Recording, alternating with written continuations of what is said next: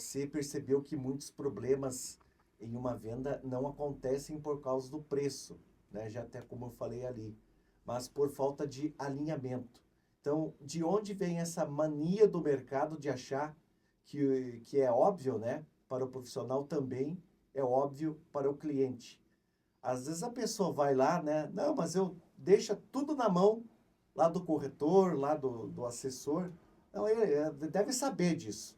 Mas às vezes dá ruim, né? Dá. Eu brinquei essa semana, eu falei assim, olha, as pessoas enxergam nós, né, batendo sino na imobiliária, Aham. fechando negócios, contando as nossas histórias, e daí, com certeza, olham, uau, que legal, né, muitas vendas. Mas por trás de toda essa alegria, lá nos bastidores, nós nos deparamos com vários tipos de, eu achei que ele sabia.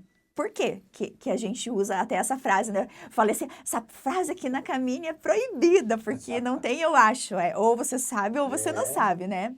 Mas assim, ó, comprador e vendedor, eles até podem achar que o corretor sabia, que a imobiliária sabia, mas a imobiliária, o corretor, representando essas pessoas, não pode existir isso. Não pode existir isso, mas em algumas situações isso existe, porque somos humanos, falhamos. E aí vem algumas discordâncias no decorrer do processo de financiamento ou no decorrer do processo de compra, porque quando nós fazemos negócios, então nós temos o comprador que está comprando com recursos próprios, que a gente não passa por uma jornada de financiamento, mas a gente passa por uma jornada de escritura pública, né? E quando a gente tem o comprador que está comprando com o financiamento, a gente tem a jornada do financiamento. E quando nós não alinhamos todas as expectativas lá no momento da venda, durante essa jornada podem e acontecem divergências que vem o corretor ou o proprietário ou o comprador falando: mas é que eu não comentei porque eu achei que não era necessário, ou então eu achei que não sabia. E dentro disso vem um monte de fatores, como, por exemplo, eu contei uma história essa semana, nós perdemos uma venda lá em Palmas, porque o corretor, ele passou uma proposta para o vendedor, então o imóvel era 420 mil, e o corretor, ele chegou para o vendedor e falou assim, olha, eu tenho um cliente que ele está ofertando 400 mil na casa, e ele tem 80 mil para dar de entrada. Se você aceitar essa proposta, a gente fecha. O vendedor ficou uns 2 ou 3 dias lá, e aí no final ele falou, eu aceito sim. 80 mil de entrada, mais né, o uhum. restante de financiamento, então seria mais 320, então ele baixou 20 mil na venda. Quando o nosso corretor fez o contrato de venda, aí ele colocou lá no contrato de venda, que então seria 80 mil de entrada, mas dos 80, 50 seria fundo de garantia e somente 30 seria dinheiro vivo. Para o comprador, seria 80 de entrada, sim, porque o FGTS é um dinheiro dele. Mas para o comprador faz toda a diferença, porque o FGTS vai liberar lá no final, junto com o recurso do financiamento.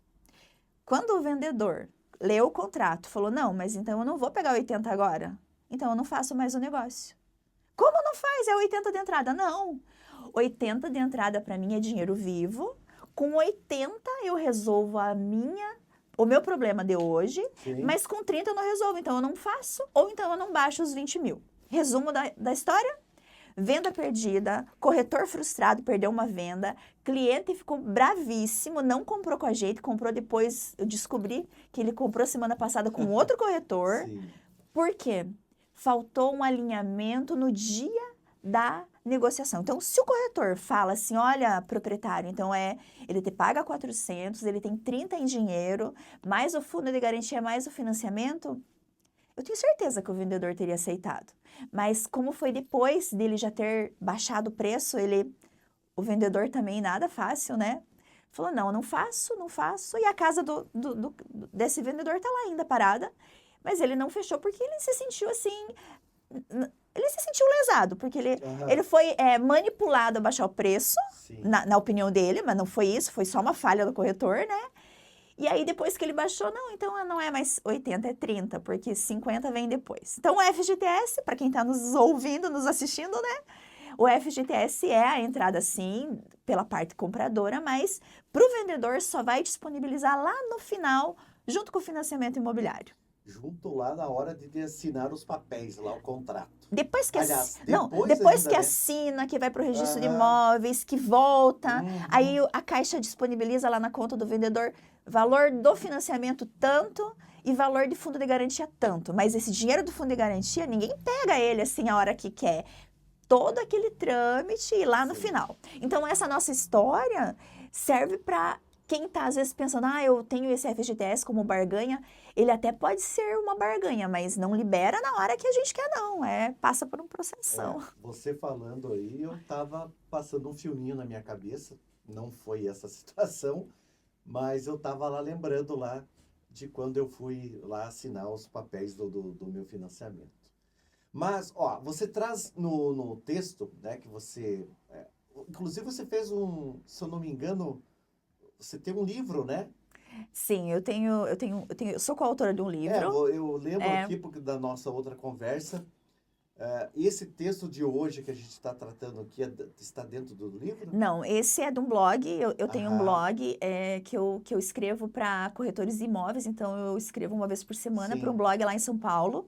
E aí, nesse blog é conteúdo imóvel, então tudo que é conteúdo imobiliário. Então, lá tem eu como colunista e tem vários outros profissionais de direito, de marketing.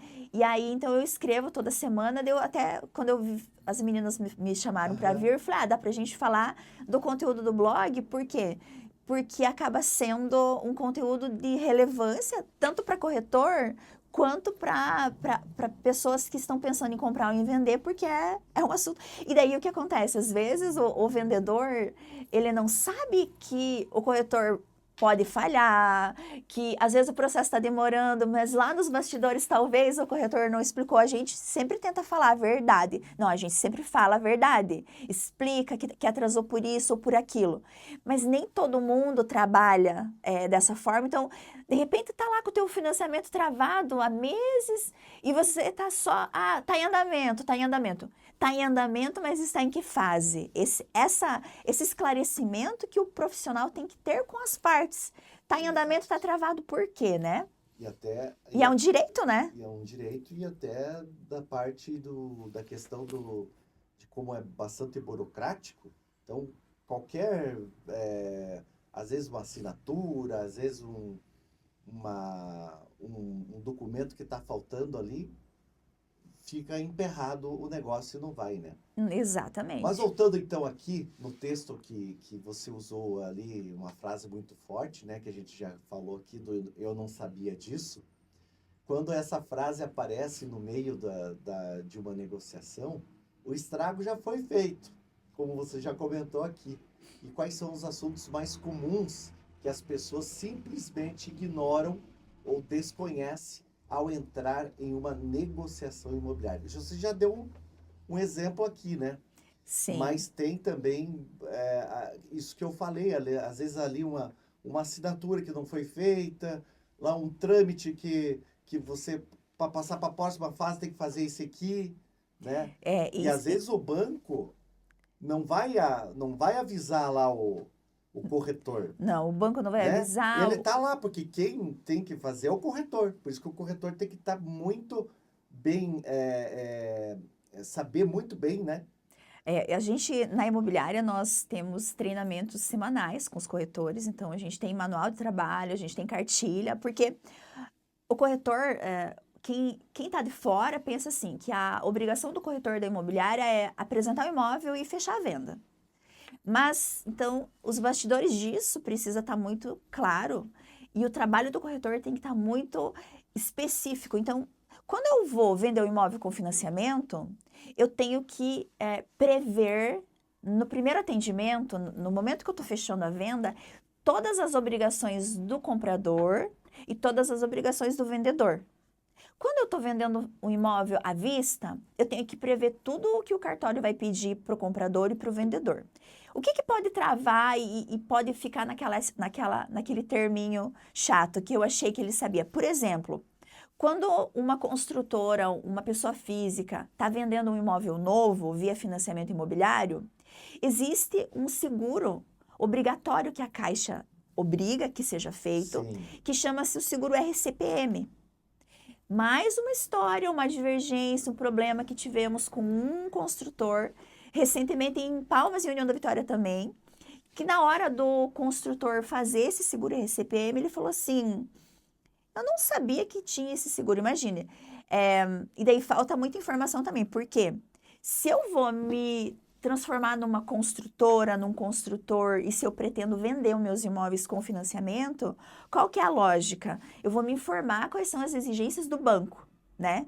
A Camine presta essa consultoria para as construtoras, mas tem algumas pessoas que julgam saber tudo, não perguntam, e aí quando vão vender, acontece exatamente isso. Nesse caso, eu não sabia que tinha esse seguro RCPM, eu não coloquei isso como uma provisão de gastos na minha obra. sim.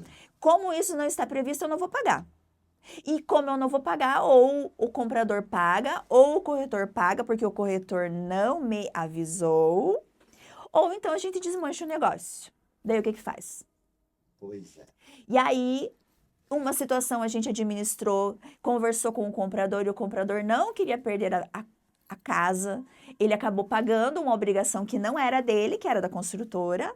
Em outro caso, o comprador não quis, o vendedor não quis, a imobiliária teve que arcar, porque eu perderia a venda. Então, antes de perder uma comissão lá de, sei lá, quanto que era aquela comissão, 6% de um imóvel de 300 mil, então a gente perde, abre mão e paga 1.300 e pouco de imposto.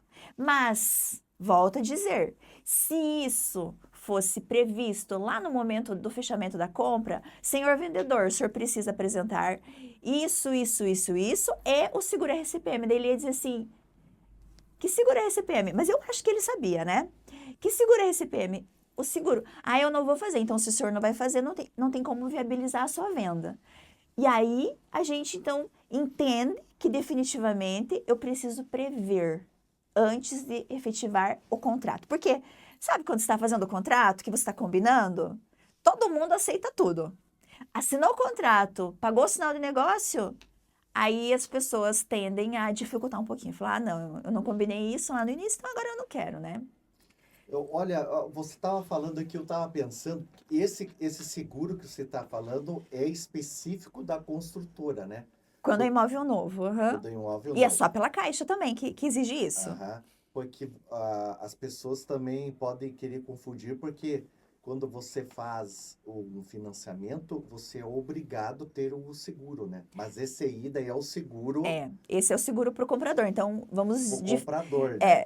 vamos diferenciar então. Então, o seguro RCPM é um seguro que a construtora ou o vendedor pessoa física faz do imóvel, caso durante os primeiros 5 anos o dono do imóvel, o comprador, tenha um problema estrutural. Então, há um problema estrutural, o que vai ser feito? O comprador vai notificar a construtora. Se a construtora não for prestar a consultoria, a assessoria e o conserto, esse seguro pode ser acionado e o seguro cobre os danos físicos e estruturais do imóvel. Já o seguro que a pessoa que comprou faz lá junto com o financiamento, ele é o seguro de vida. Então, o seguro de vida ou o seguro por invalidez. Se durante o financiamento acontecer algo com aquela pessoa, ela vir a falecer ou então ela vir a ter um problema que ela fica inválida, aí tem o seguro que cobre, que chama-se o seguro prestamista, né? Então, quita o financiamento, a pessoa fica sem a dívida. Então, são Sim. seguros distintos, tá? Esse seguro que é o de vida, que cobre todo o valor do financiamento, é a obrigação de quem está comprando. Já o RCPM é para garantir problemas estruturais que possam vir a acontecer no imóvel nos primeiros 5 anos. Mas existe, Cleia, um seguro contra danos assim digamos, do clima, Existe. Nesse próprio seguro que esse é... próprio seguro. Isso. Então, não é só por causa morte. Não, ele cobre Ele cobra vários. vários fatores. Então, problemas ocasionados pela natureza. Aqui em União da Vitória, por exemplo, a gente tem inundações, às vezes, quando dá aquela bendita enchente, né? Cobre tudo, cobre imóveis, cobre a reestruturação da casa, tudo. Então, quem tem o seu contrato de financiamento precisa sempre ficar atento lá quais são as coberturas contratadas. Por quê? Quando é contratado o financiamento, o cliente, em alguns casos, escolhe a cobertura completa ou a cobertura apenas do seguro de vida, que é vida ou invalidez. Então, mas na maioria das vezes é o seguro completo que cobre danos causados por fatores adversos, principalmente causados pela natureza, tá? Muito bem, então tá aí, inclusive o ouvinte que está nos ouvindo e quiser fazer uma pergunta, fique à vontade aqui através do nosso WhatsApp 98 71 0002. O que a gente já conversou aqui, muitas vezes o cliente não pergunta, né? Simplesmente porque ele não sabe o que deve perguntar e a imobiliária, então, tem que sempre saber, é o que você falou, né? O corretor se antecipar a essas dúvidas antes que elas virem um conflito, que é o que você acabou de falar, né? É porque nós tendemos assim, ó, mas imagina assim, eu, corretora, te atendendo, aí surge um problema na jornada do negócio, daí eu falo assim, mas ele não me perguntou. Mas assim, o cliente, o comprador e o vendedor, eles não sabem que perguntas eles têm que me fazer. Quem que tem que se antecipar? Nós que somos da área, é por isso que uma negociação imobiliária precisa estar com um profissional te assessorando. Se você não fizer um negócio com imobiliária, eu diria que, pelo menos, então, pegar a consultoria de um advogado para fazer esse contrato e pedir para o advogado se ele tem experiência em imobiliário, porque são muitas perguntas que precisam ser feitas. Por exemplo, um contrato lá, estou fechando um negócio. O que eu preciso pensar? Estou fechando um negócio que vai servir a financiamento. Quais são as prerrogativas assim que você já se antecipa? Quanto tempo esse financiamento vai demorar? Porque o vendedor, ele tem uma provisão de gastos com aquele dinheiro. Quanto tempo vai demorar? Por exemplo, imóvel novo na Caixa, vamos falar de Caixa porque é a Caixa que eu represento, Sim. né? Na Caixa, imóvel novo libera com prazo curto. Imóvel usado, se for imóvel usado lá no faixa 2 do Minha Casa Minha Vida, não existe uma previsibilidade. Por quê? Porque o imóvel usado, se ele tem subsídios, ele demora mais. Se ele não tem subsídios, ele demora menos. Quanto tempo, Cleia? Não sei. Por quê? Porque a linha de crédito do Minha Casa Minha Vida faixa 2 não tem recursos disponíveis sobrando no mercado. Então, por exemplo, eu tenho lá 2 processos em Palmas, e aqui em União da Vitória eu não sei, mas acho que tem 1 ou 2 também, que estão em andamento há mais de 4 meses.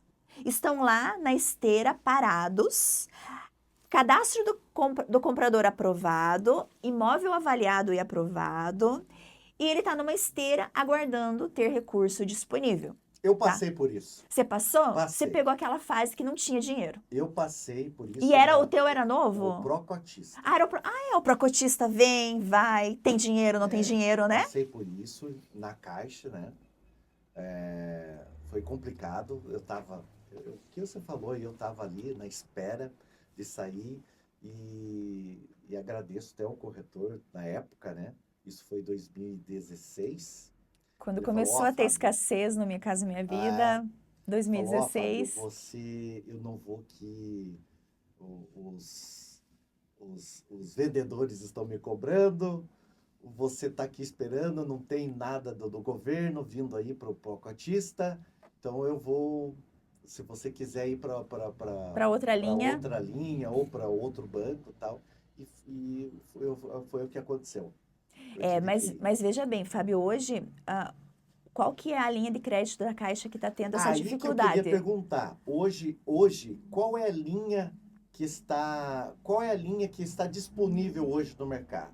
Hoje tem todas as linhas disponíveis. Tem o Minha Casa Minha Vida, tem o Procotista, tem o SBPE, tá? Tem o Procotista Tem, liberado? tem liberado. Só que, por exemplo, o Minha Casa Minha Vida faixa 2, que é aqui em União da Vitória e É isso Palmas, que eu fiquei com dúvida. O que é o faixa 2 Faixa é dois. conforme a linha de renda e o valor do imóvel. Então, para Aham. imóvel de até 210 mil, eles se encaixam no faixa 2. Aqui em Palmas e União da Vitória, cada região tem um valor. Quando é usado nessa linha, ele entra para uma esteira. Por quê? Porque os recursos de financiamento para essa linha não estão disponíveis a todo momento. É uma esteira de espera a nível de Brasil.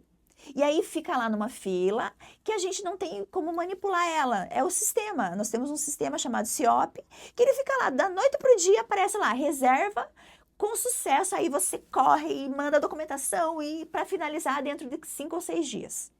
E aí, quem está vendendo um imóvel que é usado e que vai se encaixar, não tem como transformar para o SBPE. Por quê? Porque aquele cliente que está comprando, ele se encaixa naquela linha e o imóvel se encaixa naquela linha. É conforme a renda do cliente também. E aí, numa situação específica como essa, o que eu, corretora, preciso fazer? Senhor vendedor, fechei a venda do seu imóvel. Comprador vai financiar no faixa 2? Não tem recursos, coloco tudo isso em contrato. O senhor concorda que o senhor vai esperar 1, 2, 3, 4, 5, 6 meses para concluir o seu financiamento? Se o vendedor concorda, lá nessa jornada, se demorar todo esse tempo, que é o meu caso, que tem 4 meses esperando, o vendedor vai falar, poxa, bem que a Ecleia avisou. E se eu não aviso?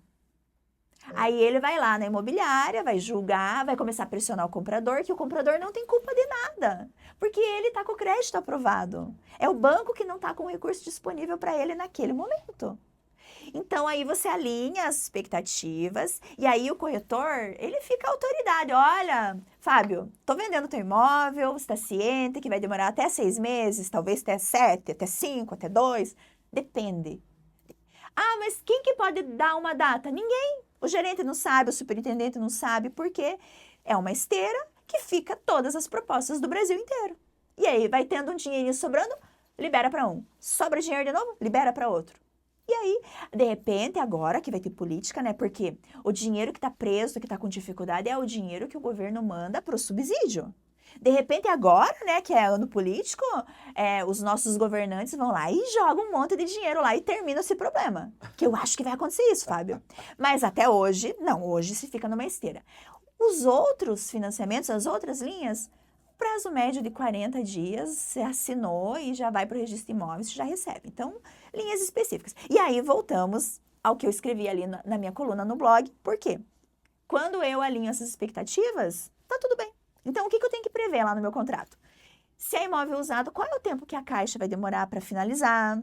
Qual é o tipo de documento que o vendedor tem que apresentar? Você sabe, Fábio, que tem uma restrição que quando a gente atrasa um IPVA ou quando a gente atrasa uma multa... Por exemplo, eu teve uma multa de trânsito que eu contestei.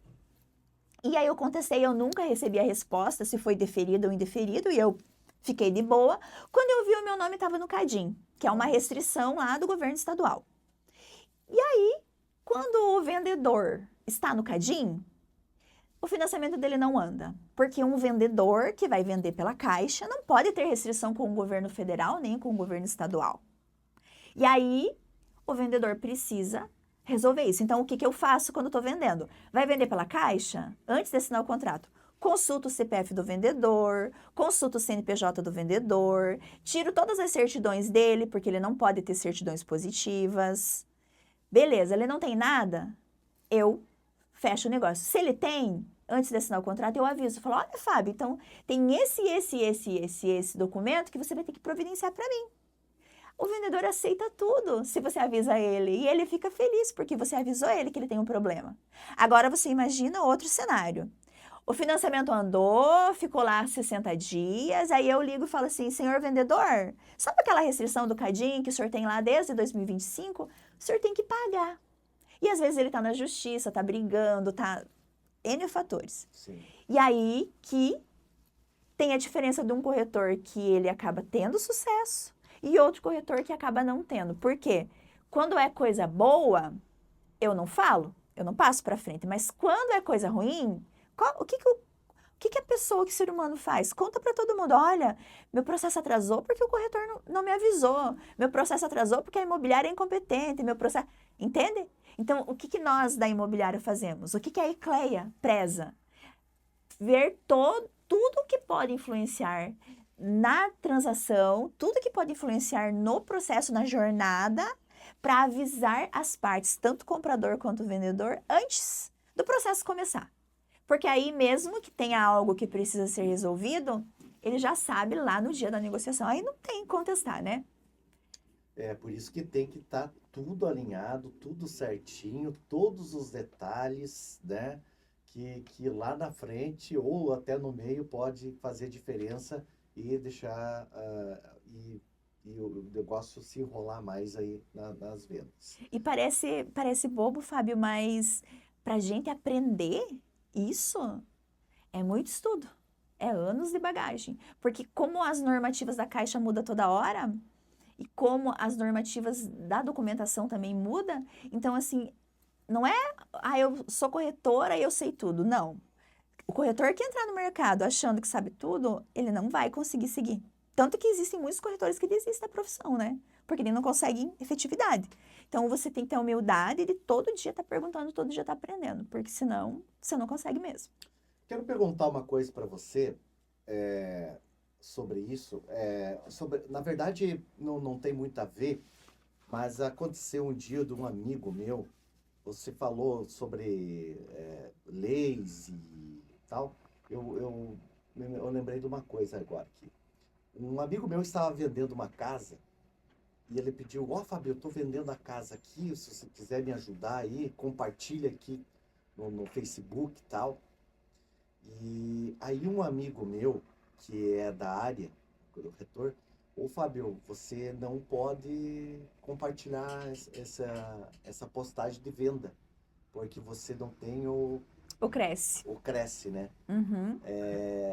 Eu não posso compartilhar uma venda de uma Não. casa no Facebook? Não, porque quando você está compartilhando um imóvel que não é teu, Aham, caracteriza que você está querendo comercializar ele. sim. E para você comercializar ele, você tem que ser um corretor de imóveis ou uma imobiliária. Então, existe uma lei, né, federal. Então, assim, é exercer ilegalmente a profissão, que não é tua.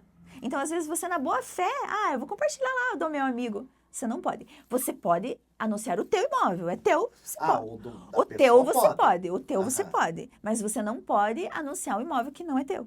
Então, assim, eu quero ajudar meu amigo, eu vou compartilhar. Não, por quê? Porque daí você está se tornando um corretor e você não é um corretor. Você não tem o Cresce, você não paga a tua anuidade. Então, na verdade, né, é só mesmo essa questão, né? Porque, assim, existe um conselho e todos os corretores que são vinculados ao conselho têm uma legalidade, pagam uma anuidade para serem Sim. protegidos e para que os negócios sejam protegidos também. Porque o Fábio pode estar lá de boa fé, mas pode acontecer de um malandro estar anunciando e colocar um consumidor numa fria, às vezes comprar algo que nem existe, né? Então, Acontece, né? acontece muito. Então, anuncia lá uma galinha morta. Pega uma entrada do comprador, tá, mas quem era o corretor? Não, ele não existe. Era qualquer pessoa que estava anunciando. Então, né, sempre tem o lado da proteção do consumidor.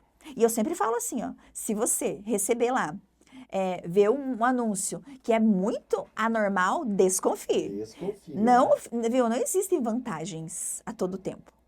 Tá? Então, se tem uma vantagem muito grande, vai pesquisar, vai analisar, porque tem fraude aí, tá? Olha, a conversa tá boa, a gente podia ficar aqui mais um dia falando, né? Porque é bom a gente ter informação. Mas você que tem interesse, você que está nos acompanhando, você pode ter acesso à Ecleia através da Cabine Corretora, né?